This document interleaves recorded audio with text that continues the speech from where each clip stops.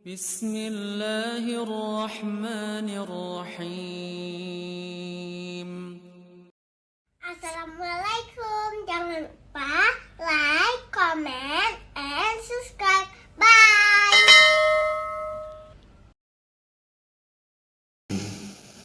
Assalamualaikum warahmatullahi wabarakatuh.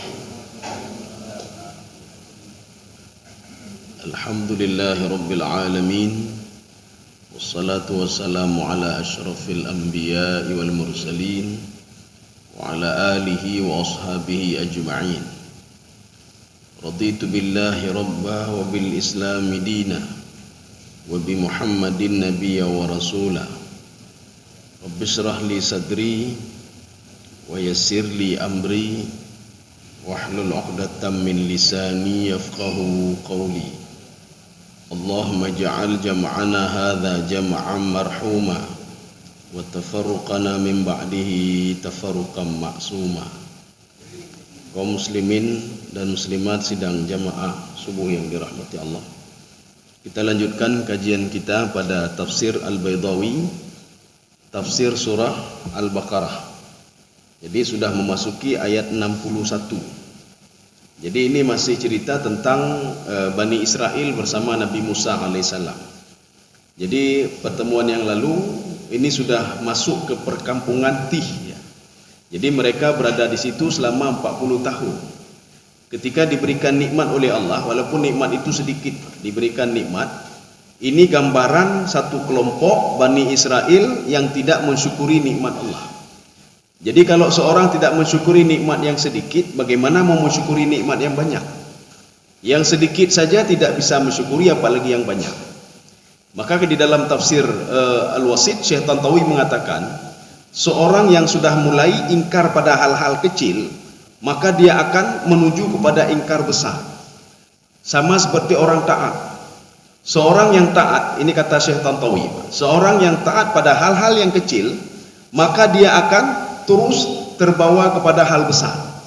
Maka Allah mengatakan di dalam Al-Quran, barang siapa alladzina jahadu fina lanahdiyannahum subulana.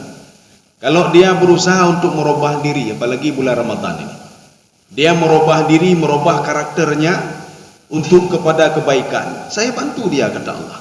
Alladzina jahadu fina lanahdiyannahum subulana. Maka manfaatkanlah bulan suci Ramadan ini untuk sebagai bulan supaya dapat petunjuk, supaya untuk merubah diri. Karena Allah mengatakan innallaha la yughayyiru ma biqaumin hatta yughayyiru ma bi anfusihim.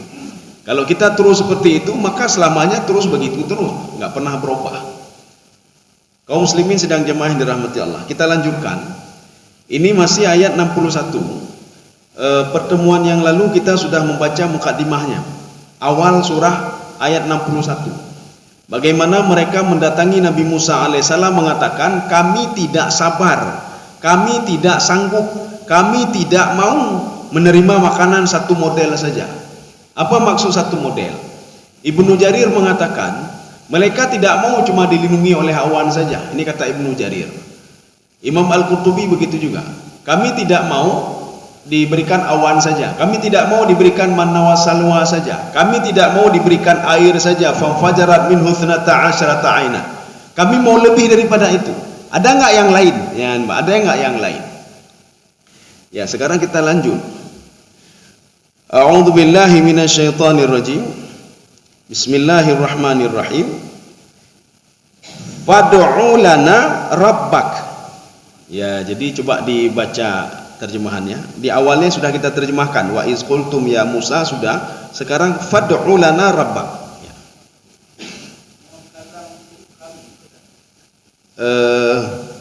Wa iz qultum ya Musa, itu sudah kita baca terjemahannya. Sekarang fad'u lana, berdoalah ya. Ayat 61. Enggak, pertengahan, di awal. Berdoalah kepada Tuhanmu ya.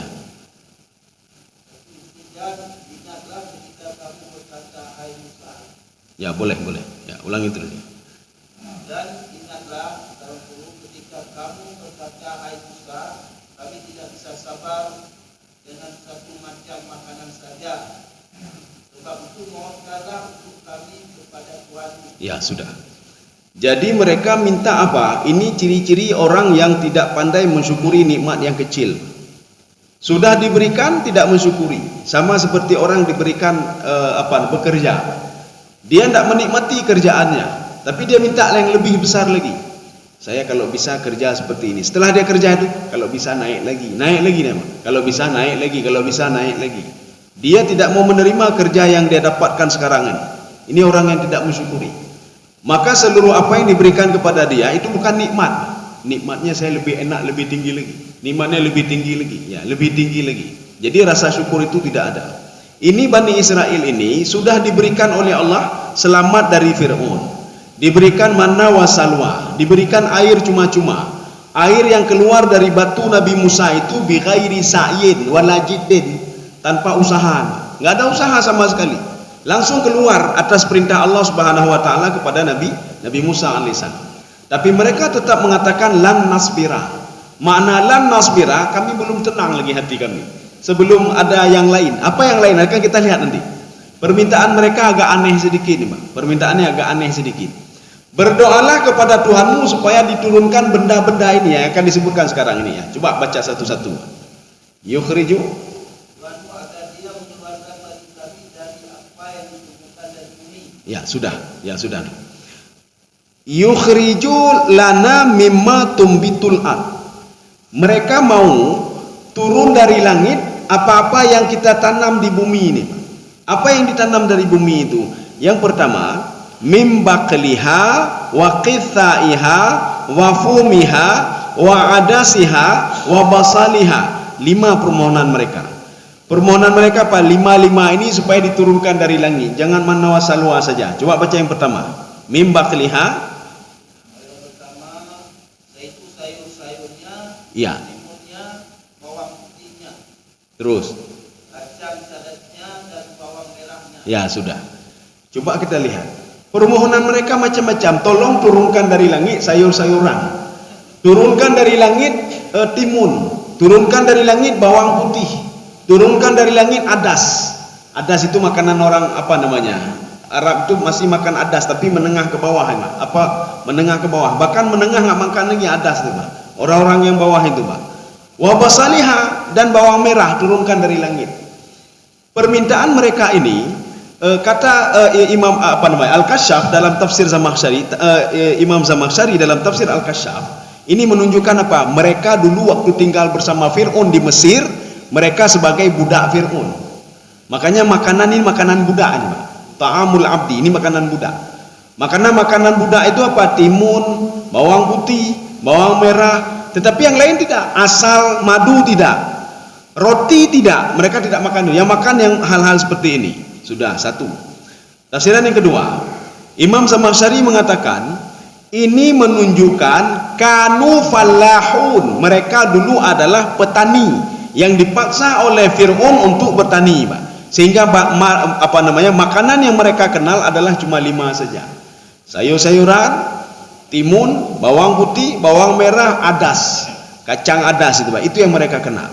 Ya. Jadi artinya apa?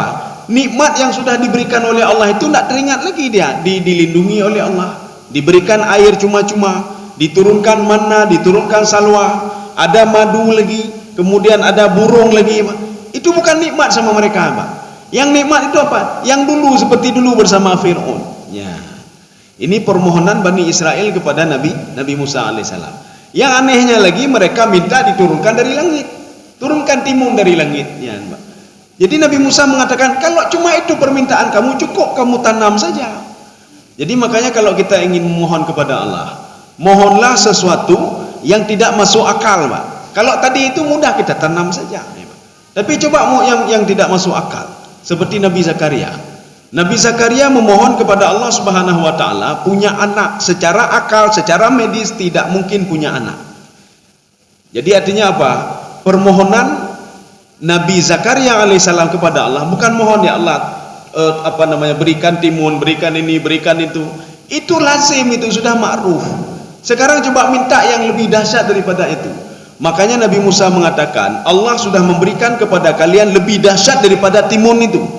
Tidak ada kaum yang lain yang diberikan asal dari langit, diturunkan dari langit, diturunkan madu dari langit, diturunkan burung dari langit, dilindungi kalian 40 tahun oleh Allah Subhanahu wa taala.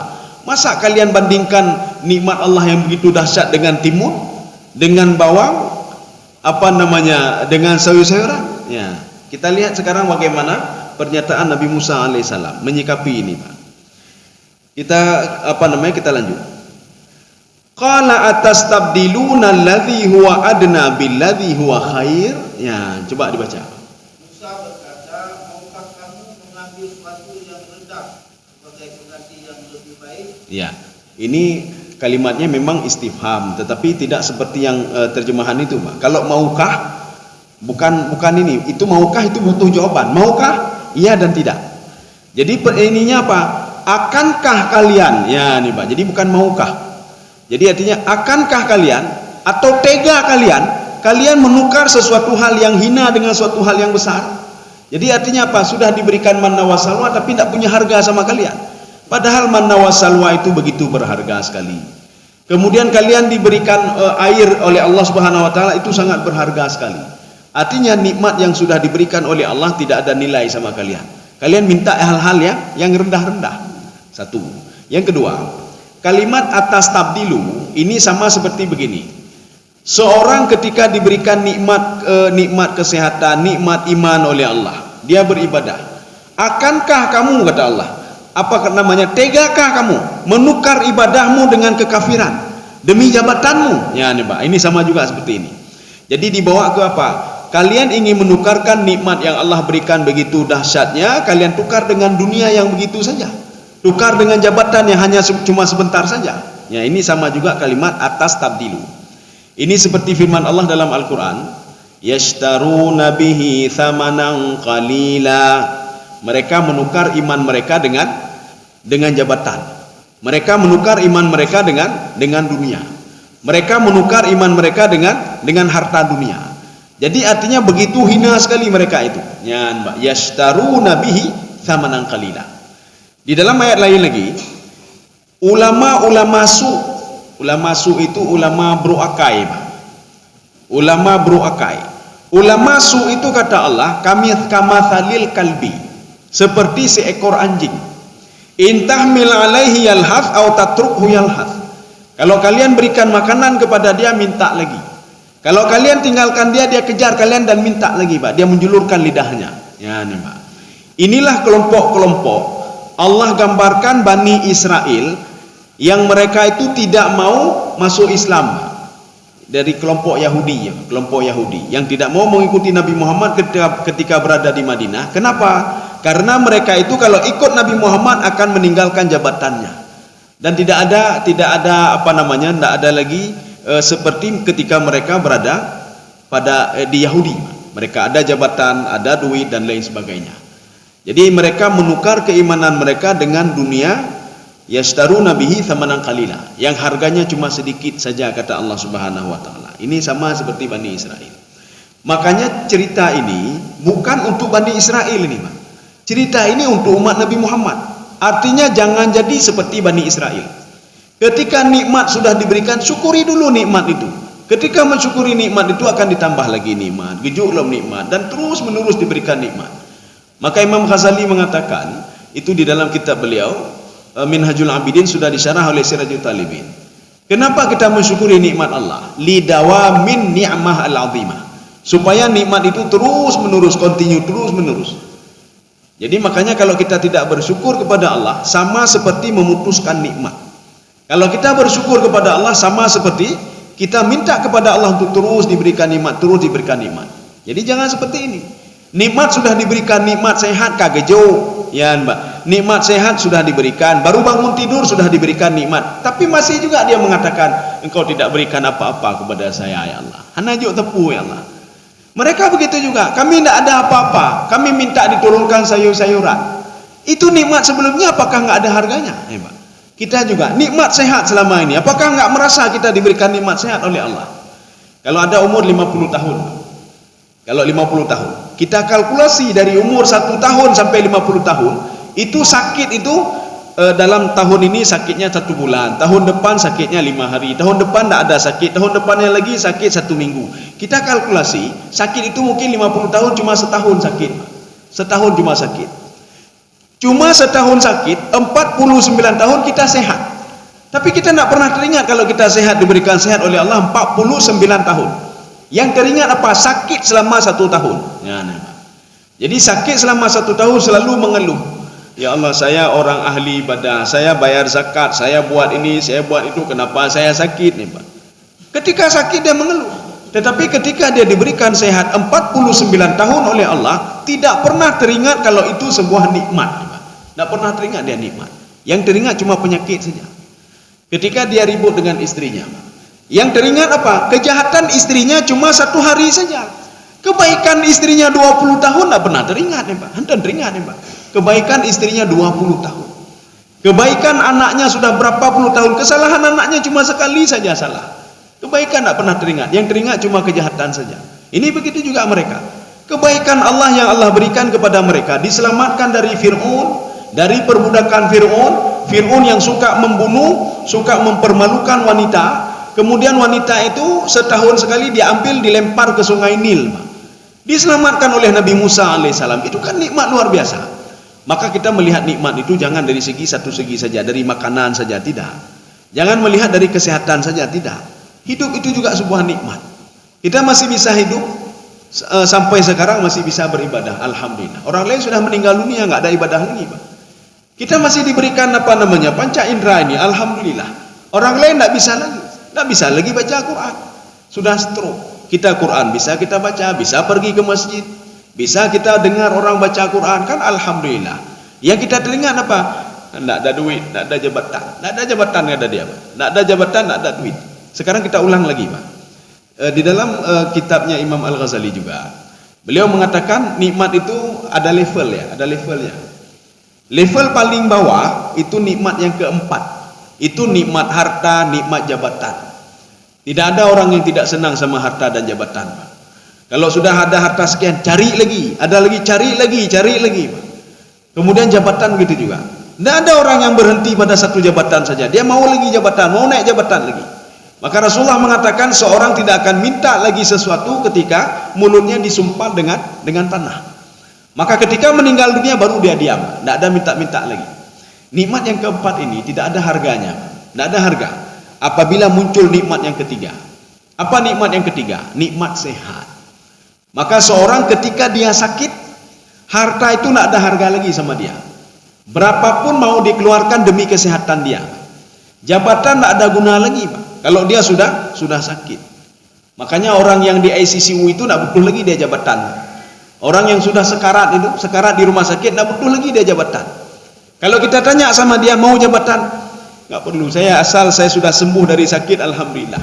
Anak boleh jabatan Pak. Boleh sakit. Kuku jabatan, menapah aja, tidak bisa bernapas. Jadi maknanya apa? Duit berapapun mau dia keluarkan demi perawatan kesehatan dia. Maknanya apa? Harta tidak ada guna lagi Pak. Dokter mengatakan anak bapak harus dirawat, biayanya 1 miliar. Kita ngomong jangankan 1 miliar, 2 miliar saya bayar. Kalau perlu mobil saya jual, kalau perlu rumah saya jual. Tidak ada harga lagi Pak. Nikmat yang ketiga ini tidak akan berharga kalau ada nikmat yang kedua. Apa nikmat yang kedua? Nikmat hidup.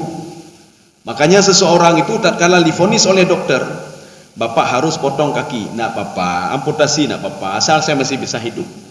Ini bapak sudah kompilasi penyakit ini, harus potong tangan lagi, tidak apa-apa, asal saya bisa hidup. Itu nikmat sehat ada lagi sama dia Pak. Dia tidak pikir lagi sakit ini sakit, asal hidup dia Pak. Asal hidup itu sebuah nikmat bagi dia. Maka kita tidak perlu heran kalau ada orang duduk di kursi roda masih bisa tersenyum dia bisa tersenyum. Kenapa? Nikmat kedua sudah ada sama dia. Nikmat apa? Asal saya masih bisa hidup, saya bisa melihat anak saya, melihat keluarga saya bisa beribadah. Itu sebuah nikmat bagi dia. Duit tidak ada harga lagi sama dia. Jabatan tidak ada harga lagi sama dia. Kesehatan tidak ada harga lagi sama dia. Asal bisa hidup saja, alhamdulillah. Nikmat yang kedua ini tidak ada harganya kalau ada nikmat yang pertama paling atas Pak. Nikmat apa itu? Ketenangan jiwa ketika meninggal dunia. Ketika mau meninggalkan dunia ini jiwanya tenang jiwa. Itu nikmat yang luar biasa ya Pak. Makanya Fir'aun laknatullah ketika dia tenggelam, dia tidak teringat hartanya. Tidak ada dia pikir harta saya bagaimana, jabatan saya bagaimana, tidak lagi. Kemudian penyakit saya tidak dipikir penyakit lagi, Pak. Ini anak Ramses II ke-13 ini. Dia nggak berpikir lagi ini saya mati bagaimana, enggak. Yang dia pikir apa? Ketenangan jiwa dia ketika ketemu dengan Allah. Sehingga dia mengatakan amantu bi Rabbi Musa. Saya beriman dan percaya kepada Tuhan Musa, ya Allah. Saya percaya kepada Engkau, ya Allah. Tidak, kata Allah. Hanjili, nggak bisa lagi bertobat. Dulu sebelumnya kenapa tidak mau bertobat? Ya, namanya. Jadi makanya nikmat yang paling tinggi itu adalah nikmat ketenangan jiwa, ya, ketenangan jiwa. Inilah yang Allah katakan kepada Nabi Muhammad SAW ketika Nabi Muhammad dibuli oleh Yahudi, oleh Nasrani dan orang-orang kafir. Yahudi mengatakan, ya Muhammad, kamu bisa seperti Nabi Sulaiman banyak harta, ada jabatan sebagai seorang raja, dia bisa menaklukkan angin, dia bisa menaklukkan jin. Nabi Muhammad diam saja. Kata Nasrani, kamu bisa seperti Nabi Isa alaihissalam, tamshi alal ma', kamu berjalan di atas air. Nabi Muhammad diam saja. Turunlah ayat Al-Quran, alam nasyrah laka sadrak. Ya Muhammad, nikmat yang paling dahsyat itu ya Muhammad, ketenangan jiwa ya Muhammad. Ya, untuk apa jabatan hebat, semua hebat, tapi jiwa nggak tenang hebat, jiwa gundah selalu. Di rumah susah, pergi kantor susah, pulang kantor susah, duduk sama kawan-kawan juga susah, bahkan susah. Bayu kupi ini, Pak. Disuruh bayar ini nanti, Pak. Kaduk katutah ya, Pak. Nya kayu bayu Pak lon dia. Dia susah nih, Pak. Kemudian pergi ke susah, semua susah. Untuk apa juga? Untuk apa harta, untuk apa jabatan kalau susah? Ya, Pak. Maka nikmat paling tinggi itu alam nasrah laka sadrak. Ya Muhammad, saya sudah memberikan kepadamu ketenangan jiwa ya Muhammad. Ketenangan jiwa itu tidak akan pernah diketemukan oleh orang-orang lain, Pak. Kecuali apa? Yang betul-betul diinginkan oleh Allah Subhanahu wa taala. Yang diberikan petunjuk oleh Allah Subhanahu wa taala. Pada hakikatnya kita kan ingin mencari ketenangan jiwa juga. Coba tanya sama orang yang ingin cari jabatan. Kita tanya, "Kenapa kamu cari jabatan?" Supaya jiwa saya tenang, bisa nyuruh orang lain, bisa duduk di tempat mewah, bisa santai dan lain sebagainya. Tetapi setelah dia dapat jabatan, tidak dapat sesuai dengan apa yang diinginkan. Santai nak bisa, apa-apa nak bisa. Ingin tenang jiwa juga nggak bisa. Terima kasih.